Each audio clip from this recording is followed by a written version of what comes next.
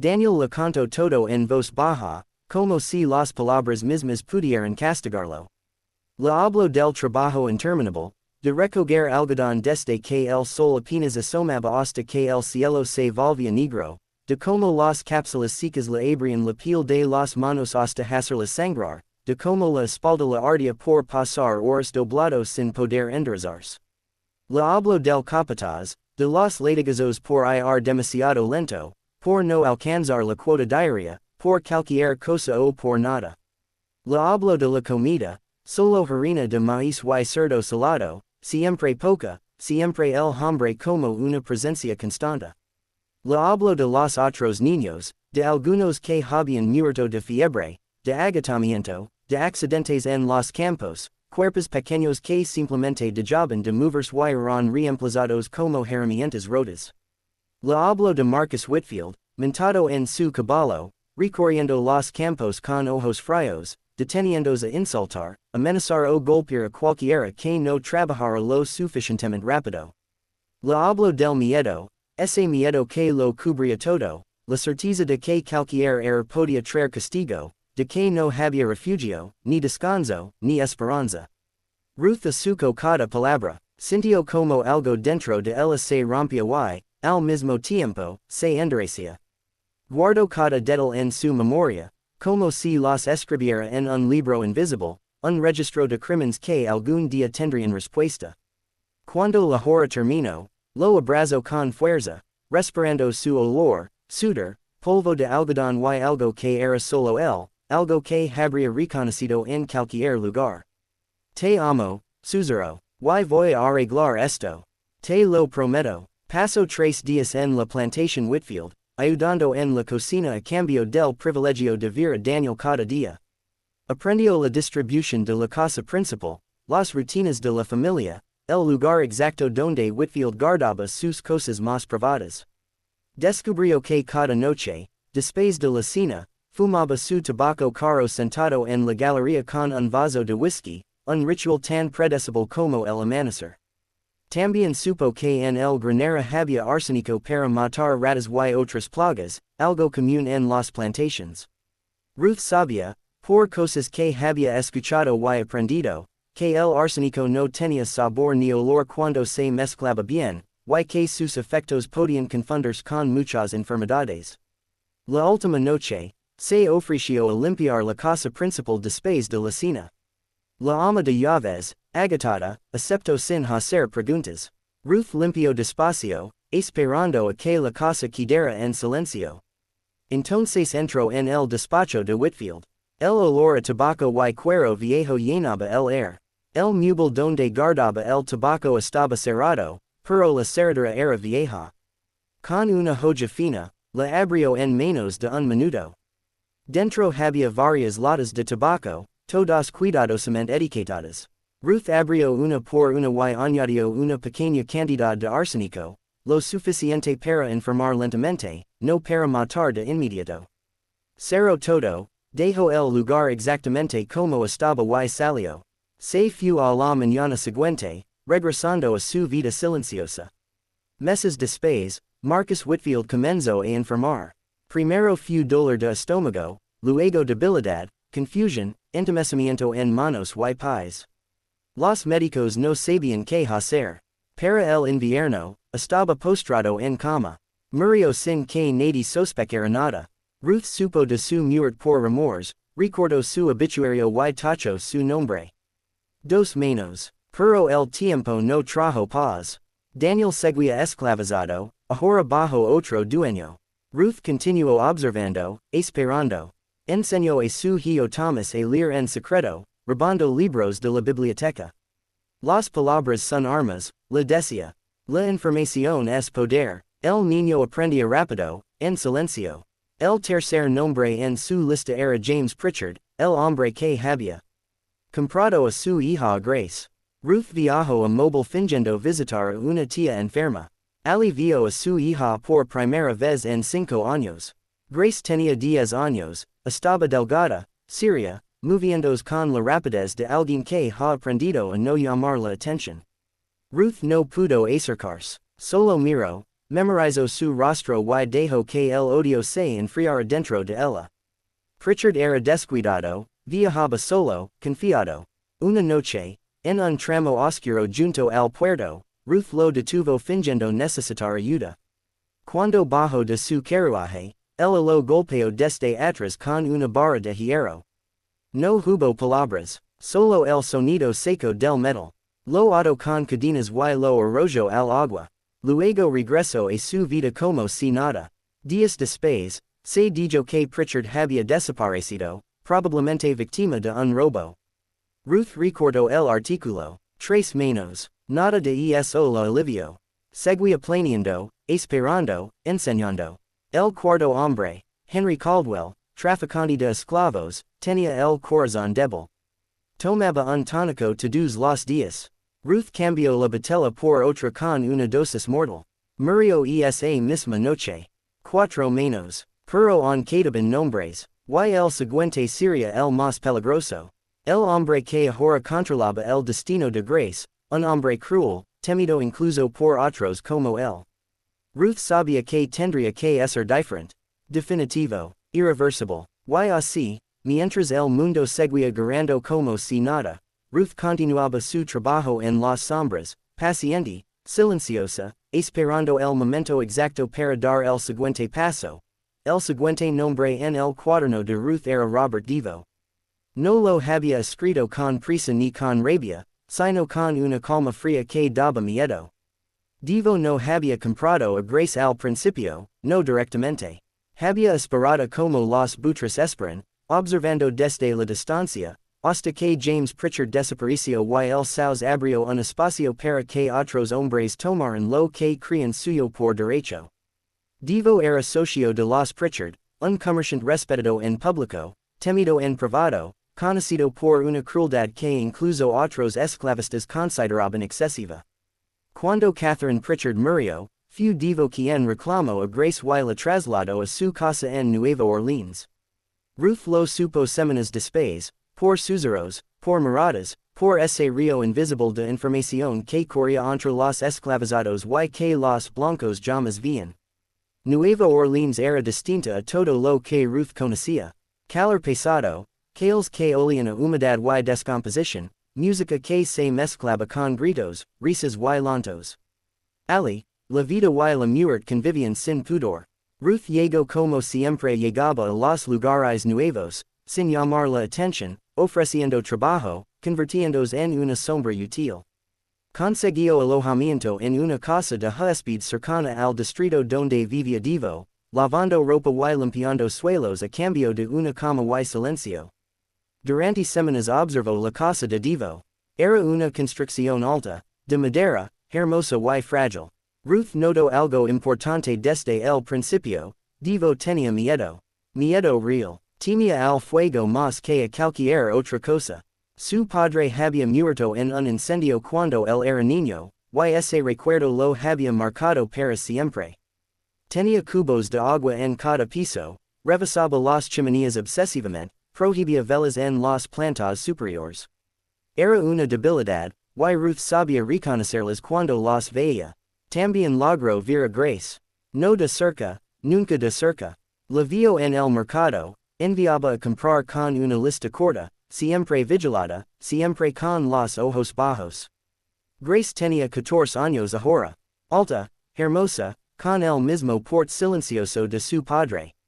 Ruth sintió una punzada tan intensa que tuvo que apoyarse contra una pared para no gritar. Pero no gritó, nunca gritaba, observaba, guardaba, esperaba. El plan tomó forma lentamente. Ruth no tenía prisa, aprendió los horarios, los ritos de la casa, quien dormía donde, quien vigilaba de noche. Supo que Devo trabajaba hasta tarde en su despacho, bebiendo whisky, quedando dormidos sobre sus papeles. Supo que los servientes del tercer piso dormían profundamente después de jornadas interminables. Supo que una vez que el fuego comenzara, no habría tiempo para salvar la casa. La noche elegida llegó en septiembre, cuando el aire era espeso y la ciudad parecía contener la respiración. Ruth entró usando una llave que había copiado semanas antes. Se movió descalza, Silenciosa, como si la casa la conociera y la dejara pasar. Subió al tercer piso y preparó todo con precisión. Trapos viejos empapados en aceite, colocados donde el fuego se movería rápido. Luego el segundo piso. Luego el despacho. Divo dormía sobre su escritorio. Ruth vio el nombre de Grace en un libro de cuentas, junto a una cifra. Eso casi la detuvo, casi, pero no retrocedió. Incendió el último trapo y el fuego cobró vida con una rapidez feroz. Ruth corrió, no miró atrás, nunca miraba atrás. El incendio iluminó el cielo. La casa fue consumida por las llamas. Divo murió allí, atrapado por el humo y el pánico. Algunos servientes también murieron. Ruth supo sus nombres después y los cargó como un peso más, uno que nunca abandonaría. Grace sobrevivió. Ruth la vio salir envuelta en una manta, viva. Eso fue suficiente. 5 nombres tachados. Uno quedaba. Thomas Hargrove, el hombre que había iniciado todo. El amo, el dueño del lugar donde Ruth aún vivía. El hombre que había vendido a sus hijos como si fueran ganado. Ruth no tenía que viajar para este último acto. No tenía que disfrazarse. Conocía cada rincón de esa casa mejor que nadie. Thomas Hargrove estaba enfermo. El corazón le fallaba. Tomaba un tónico 2 veces al día. Ruth ya había hecho esto antes. Era casi rutina. Cambió la batella. Espero. Murió una tarde tranquila, sin drama, sin sospechas. El médico dijo lo esperada. Corazón débil. Margaret Loro. El mundo siguió girando. Esa noche, Ruth tachó el último nombre. No sintió victoria. No sintió alivio. Solo cansancio. Un cansancio profundo, antiguo. Meses después, Margaret vendió la plantación y liberó a algunos esclavizados. Ruth estaba entre ellos. Recibió sus papeles en invierno. Once años después de perderlo todo, era libre. Se fue al norte con su hijo Thomas. Quemó el cuaderno. Buscó a sus otros hijos. Nunca encontró a Daniel. Nunca supo el destino de Grace. Vivió con esas ausencias como se vive con una herida que nunca cierra. Murió años después como una mujer respetada. Nadie conoció su historia completa. Nadie, excepto su hijo, que nunca preguntó. Algunas verdades pesan demasiado para ser dichas. La libertad no llegó como Ruth había imaginado durante años. No fue una explosión de alegría ni un alivio inmediato. Llegó en silencio, envuelta en papel oficial y celos, una mañana fría en la que el aire parecía más pesado que nunca. Ruth sostuvo los documentos con manos firmes, aunque por dentro sentía algo cercano al vértigo. Había sobrevivido a unos años de espera, de cálculo, de sangre derramada en secreto. Ahora el mundo se abría ante ella, y no sabía exactamente cómo caminar en él sin cadenas visibles. Viajó al norte con Thomas, su hijo, no el amo muerto sino el muchacho que había crecido observando, escuchando, aprendiendo a leer el mundo con cuidado. El trayecto fue largo, cada parada era una amenaza. Cada mirada demasiado atenta podía convertirse en una acusación. Ruth sabía que la libertad de las personas negras era frágil, que bastaba un error para perderlo todo. Mantenía los papeles siempre cerca, como si fueran un amuleto, como si pudieran protegerlos de la violencia que aún respiraba el país. Llegaron a Filadelfia en la primavera de 1859. La ciudad no era el paraíso, pero tampoco era el sur. Había comunidades de personas negras libres, iglesias, taller, gente que se ayudaba mutuamente. Ruth encontró trabajo como costurera casi de inmediato. Sus manos sabían hacer eso mejor que casi cualquier otra cosa. Coser era orden, era control, era tomar algo roto y volverlo útil. Había algo profundamente tranquilizador en ese acto. Thomas empezó a estudiar con otros niños. Aprendía rápido. Tenía una mente despierta y una seriedad que no era común para su edad. Ruth lo observaba en silencio, sintiendo orgullo y también miedo. Miedo de que el mundo volviera a arrebatárselo. Miedo de que algún día preguntara cosas para las que ella no tenía respuestas limpias. El cuaderno. Ruth pensaba en él cada noche. Durante años había sido su Biblia, su guía, su razón para levantarse cada mañana. Nombres, fechas, notas precisas. Un mapa de su venganza. Lo había traído consigo escondido, protegido como lo había estado siempre. Pero ahora ya no tenía propósito. Su trabajo había terminado. Una noche, sola en una pensión, encendió la chimenea. Arrancó una pagina, luego otra. Observó como el fuego consumía la tinta, como los nombres se deformaban y desaparecían. No loro, no rezo, solo miro. Cuando la última pagina se convirtió en ceniza, sintió algo que no era alivio, pero tampoco dolor.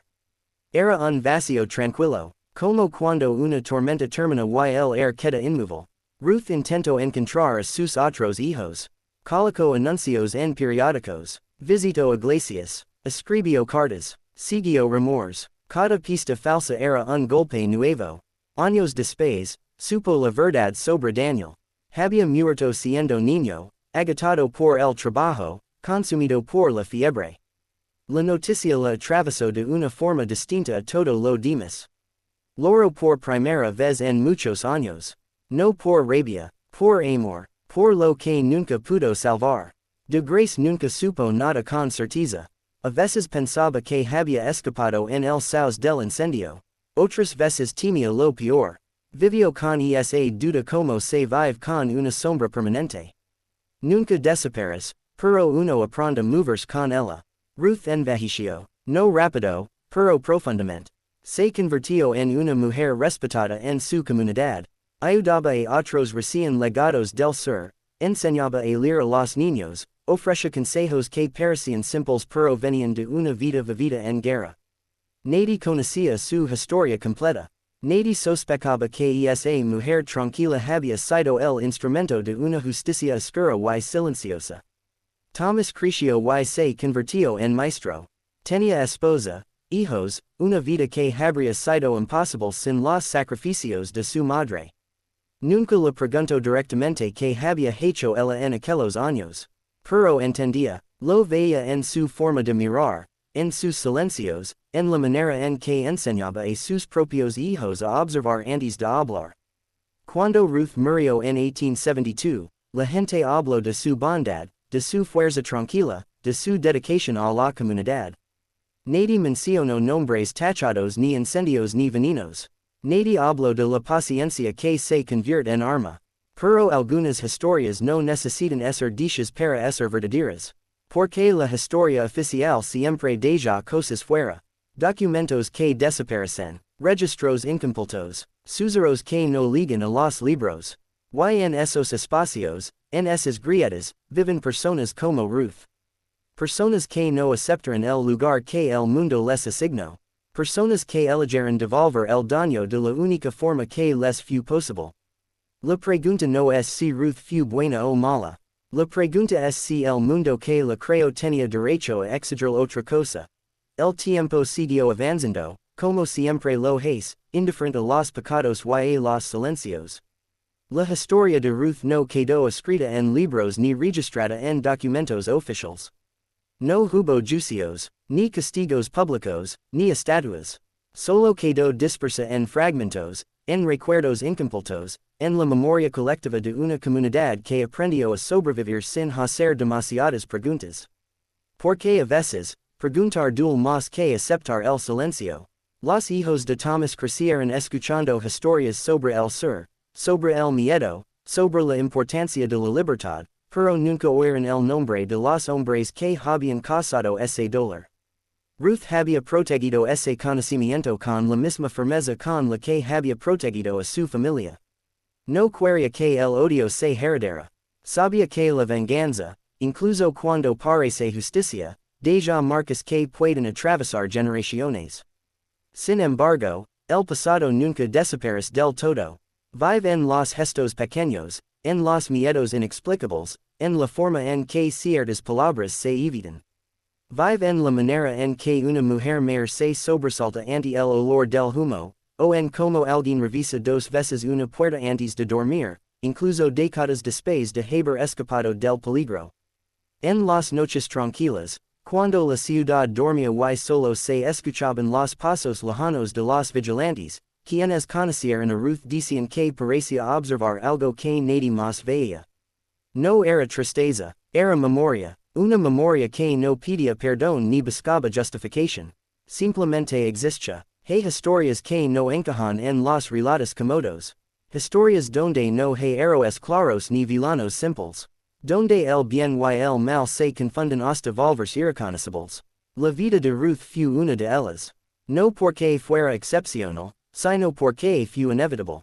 Porque cuando un sistema destruye todo lo que una persona ama, no puede sorprenderse por lo que esa persona se convierte.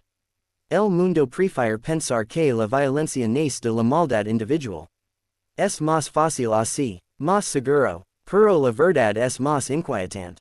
A veces la violencia nace de la paciencia, de años de silencio, de pérdidas acumuladas, de puertas cerradas una y otra vez. Y cuando finalmente aparece, no grita, no se anuncia, actúa con calma. Tal vez por eso la historia de Ruth resulta tan perturbadora. No por lo que hizo, sino por lo comprensible que resulta. Porque en el fondo todos sabemos que hay un límite para lo que un ser humano puede soportar antes de romperse, antes de decidir que el precio de no hacer nada es demasiado alto. Hoy, muchos años después, su nombre se ha perdido. Pero su historia sigue viva en cada relato no contado, en cada justicia que nunca llegó por las vías oficiales. Vive en el eco de una pregunta que nadie quiere responder del todo, que ocurre cuando la ley protege a los culpables y deja a las víctimas sin voz. Tal vez por eso estas historias siguen siendo necesarias. No para glorificar la oscuridad, sino para entenderla. Para recordar que el terror no siempre viene de lo sobrenatural. A veces nace del mundo real, de sistemas que deshumanizan, de silencios impuestos, de injusticias que se normalizan hasta que alguien decide romper el equilibrio. Si esta historia te dejó pensando, si te incomodó, si te obligó a mirar una realidad que rara vez se cuenta, entonces no la olvides. Comparte este relato. Suscríbete a Historias Reales de Terror. Aquí damos voz a las historias que otros prefieren enterrar, a los horrores reales que no necesitan fantasmas para helarnos la sangre. Y recuerda, algunas verdades no están hechas para tranquilizarnos, sino para despertarnos.